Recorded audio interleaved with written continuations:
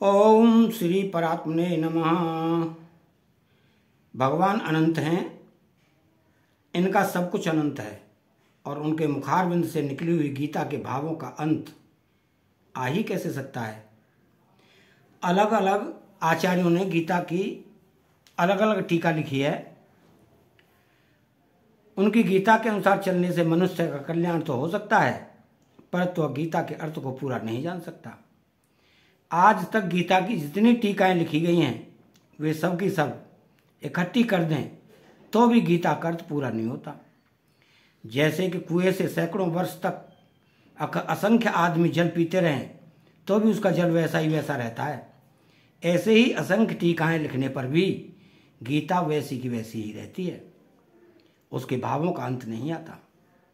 कुएं के जल की तो सीमा है, पर गीता के भावों की सीमा नहीं है। अतः गीता के विषय में कोई कुछ भी कहता है तो वास्तव में वो अपनी बुद्धि का ही परिचय देता है। सब जानत प्रभुता सोई, तदप कहें बिनु रहा न कोई। भगवान की वाणी बड़े बड़े ऋषि मुनियों की वाणी से भी ठोस और श्रेष्ठ है, क्योंकि भगवान ऋषि मुनियों के भी आदि हैं। अहमादेन देवानाम महर्षि नाम च सर्वसा। अतः कितने ही बड़े ऋषि मुनि तथा संत महात्मा क्यों न हो और उनकी वाणी कितनी ही श्रेष्ठ क्यों न हो, पर वह भगवान की दिव्य वाणी गीता की बराबरी नहीं कर सकती। पगडंडी को पद्धति कहते हैं और राजमार्ग, घंटापथ अथवा चौड़ी सड़क को प्रस्थान कहते हैं। गीता, उपनिषद और ब्रह्मसूत्र ये तीन प्रस्थान हैं, शेष सब पद्धतियां हैं।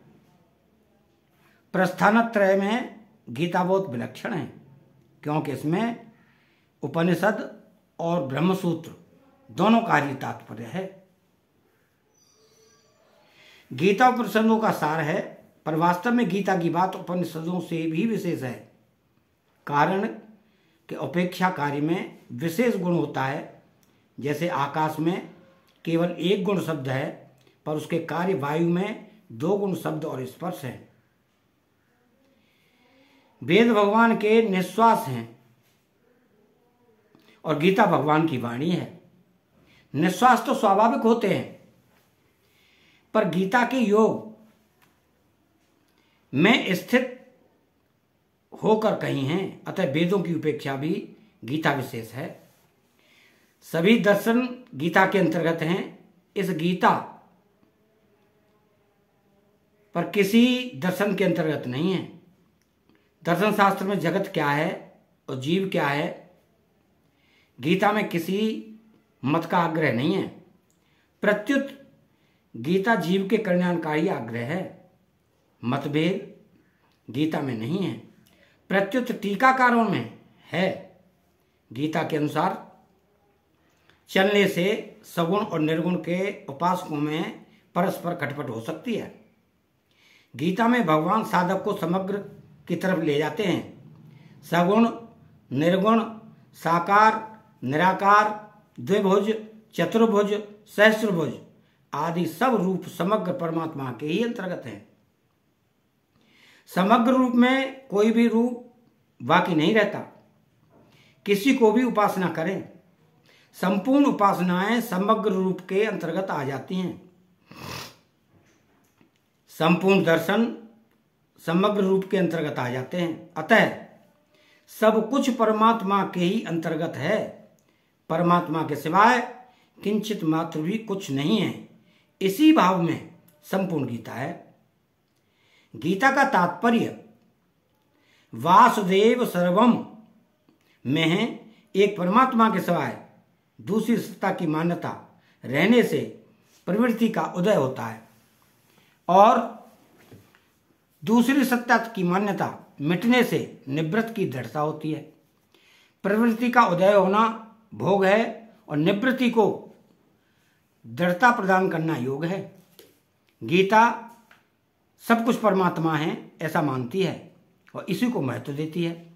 संसार में कार्य रूप के कारण रूप में प्रभाव रूप से सब रूपों से मैं ही मैं हूं, यह बताने के लिए ही भगवान ने गीता में 4 जगह 7वें, 9वें, 10वें और 15वें अध्याय में अपनी विभूतियों का वर्णन किया है। ब्रह्म यानी निर्गुण निराकार, कृतघ्न, अध्याय, अनंत, योनियों के अनंत जीव, अखिल कर्म, उत्पत्ति, स्थिति, प्रलय आदि की संपूर्ण क्रियाएं, अद्भुत यानी कि अपने शरीर की सहित अंतर्यामी, संपूर्ण 5 भौतिक हैं, अधिदैव, मन इंद्रियों के अधिष्ठात्र, देवता सहित ब्रह्मा जी आदि सभी देवता तथा अधियज्ञ, अंतर्यामी विष्णु और उनके सभी रूप, ये सब के सब वासुदेव सर्वम के अंतर्गत आते हैं। 7वें अध्याय का 29वां और 30वां श्लोक तात्पर्य है कि सत असत और उससे परे जो कुछ भी है यह सब परमात्मा ही है। त्वमक्षरम सद संत परत्मम यथा, अर्थात संसार अपने राग के कारण ही देखता है, राग के कारण ही दूसरी सत्ता देखती है। राग न हो तो एक परमात्मा के सिवाय कुछ नहीं है। जैसे भगवान ने कहा है कि सर्वस्य चाहम हृदय सन्निविष्टः, मैं ही संपूर्ण प्राणियों के हृदय में हूं। जिस हृदय में भगवान रहते हैं उसी हृदय में राग, द्वेष, हलचल, अशांति होते हैं। हृदय में ही शुद्ध होता है, सुख होता है, हृदय में ही दुख आता है। समुद्र मंथन में वहीं से विष निकला, वहीं से अमृत निकला। भगवान शंकर ने विष पी लिया, जो अमृत निकल आया। इसी तरह राग द्वेष को मिटा दें तो परमात्मा निकल आएंगे। संत परमात्माओं के हृदय में राग द्वेष नहीं रहते, अतः वहां परमात्मा रहते हैं। सब कुछ परमात्मा ही है। यह खुले नेत्रों का ध्यान है। इसमें न आंख बंद करने की जरूरत है, न कान बंद करने की जरूरत है और न नाक बंद करने की जरूरत है। इसमें न संयोग का असर पड़ता है, न वियोग का, न किसी के आने का असर पड़ता है, न किसी के जाने का। जब सब कुछ परमात्मा ही है तो फिर दूसरा कहां से आया, कैसे आए? गीता समग्र को मानती है, इसीलिए गीता का आरंभ और अंत शरणागति में हुआ है। शरणागति से ही समग्र की प्राप्ति होती है। परमात्मा के समग्र रूप में सब रूप होते हुए भी सगुण की मुख्यता है।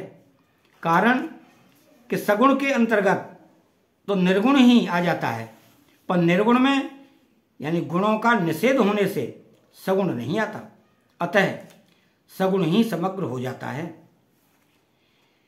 भगवान श्री कृष्ण समग्र हैं। असंशयम समग्रम मामा, गीता समग्र की वाणी है, इसलिए गीता में सब कुछ है।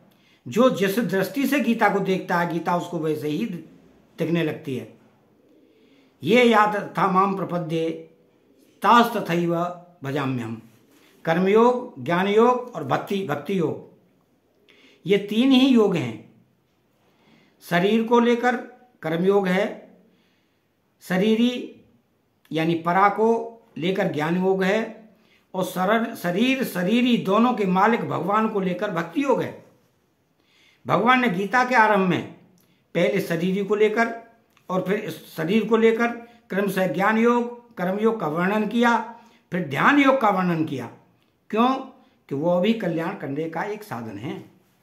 फिर 7वें अध्याय से भक्ति का विशेषता से वर्णन किया, जो भगवान का खास ध्येय है। मनुष्य कर्मयोग से जगत के लिए, ज्ञान योग से अपने लिए और भक्ति योग से भगवान के लिए उपयोगी हो जाता है। गीता में समता को योग कहा जाता है।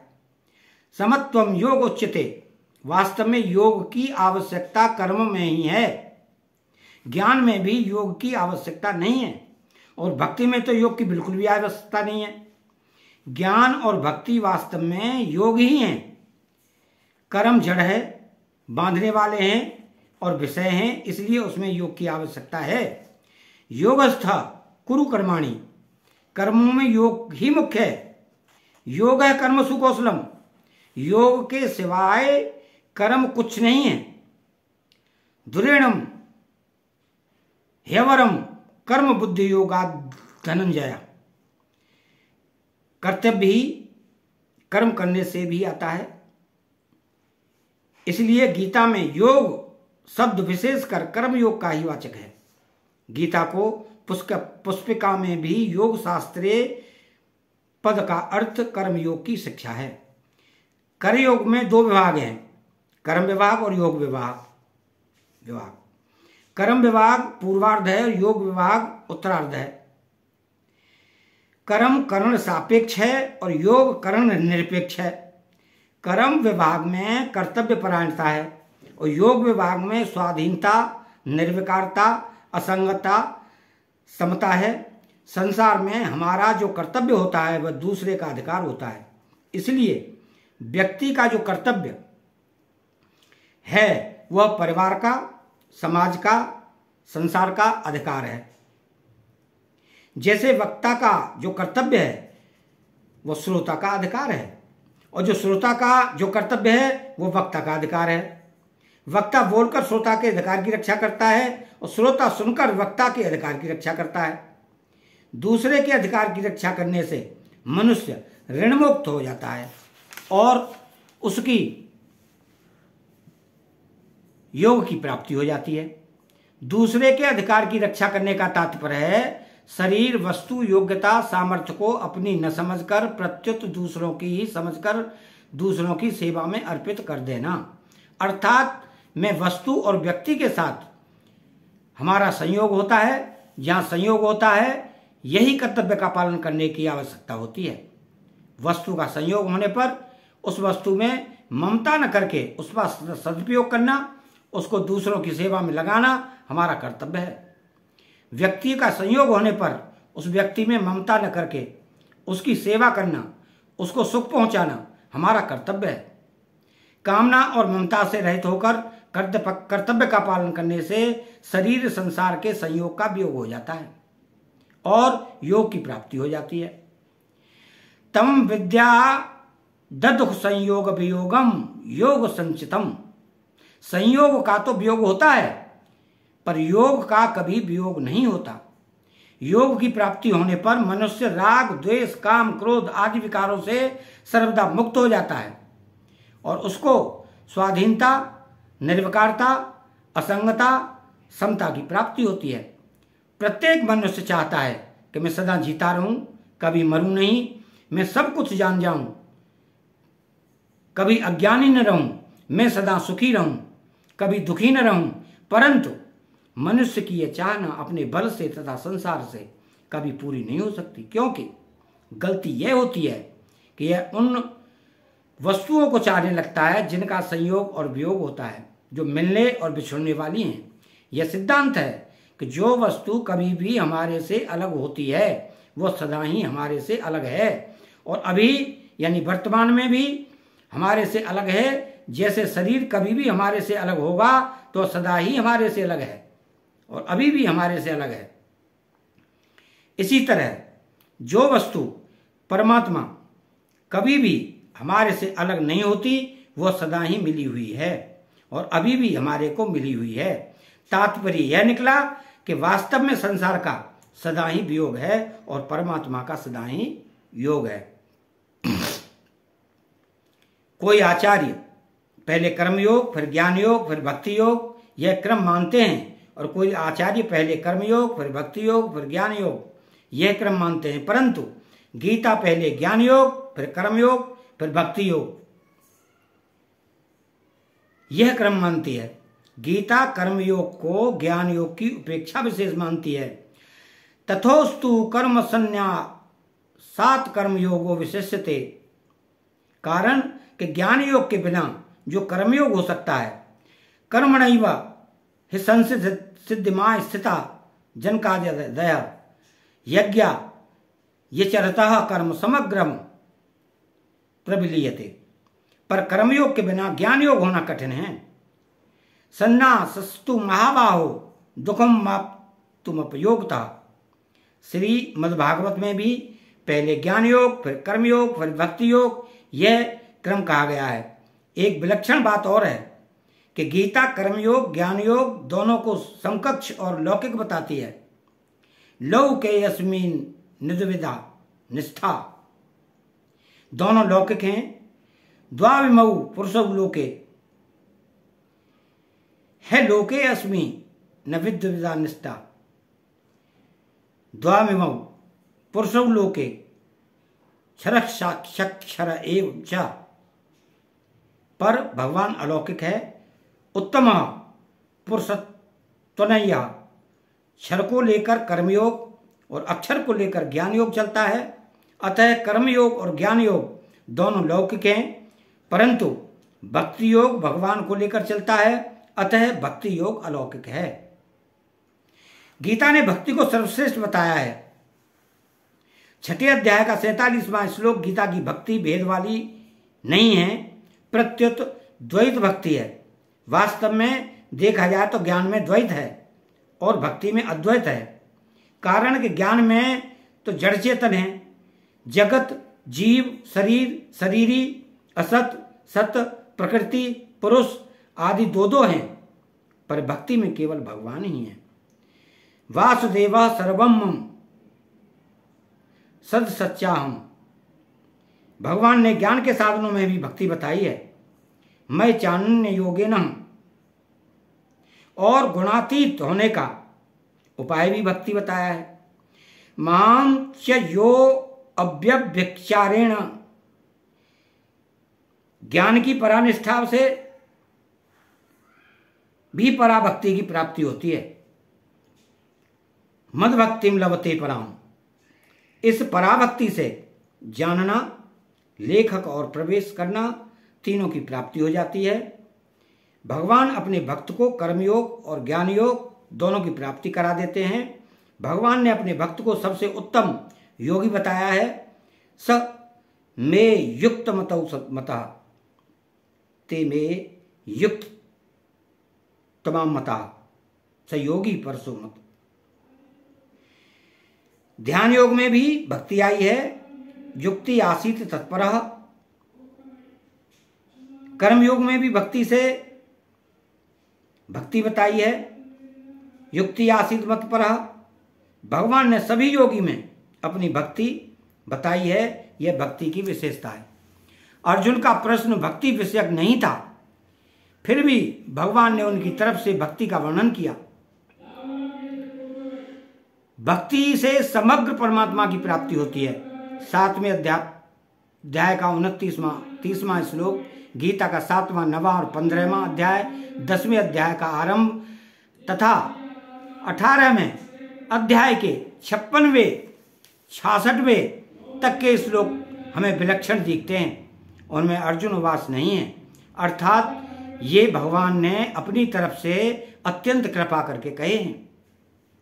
गीता में कर्मयोग के वर्णन में ज्ञान योग, भक्ति योग को ज्ञान योग के वर्णन में कर्मयोग, भक्ति योग की, और भक्ति योग के वर्णन में कर्मयोग, ज्ञान योग की बात भी आती है। इसका तात्पर्य है कि साधक कोई भी योग करे तो उसको तीनों योगों की भगवान की ही है। ज्ञान योग परा को लेकर और कर्म योग अपरा को लेकर चलता है। इसलिए किसी एक योग की पूर्णता होने पर तीनों योगों की पूर्णता हो जाती है, परंतु इसमें एक शर्त यह है कि साधक और मत का आग्रह न रखे, दूसरे के